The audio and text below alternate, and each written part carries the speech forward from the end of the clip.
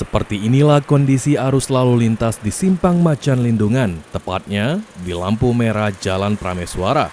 Sejumlah kendaraan pribadi cukup ramai melintas beberapa hari mendekati Hari Raya Idul Fitri.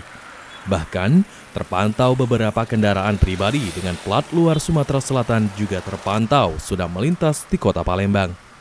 Namun demikian, menurut personil Satlantas Polrestabes Palembang yang bertugas di pos PAM Simpang Macan Lindungan, diprediksi pada H-3 atau H-2 mendatang, arus lalu lintas di Simpang Macan Lindungan ini akan alami peningkatan.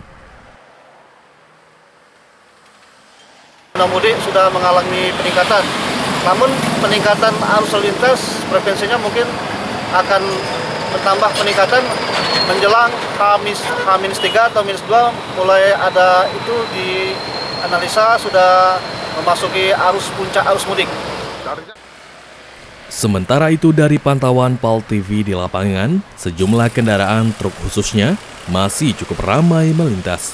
Padahal sesuai aturan pemerintah sejak tanggal 13 Maret lalu, seluruh angkutan truk kecuali sembako dilarang untuk melintas.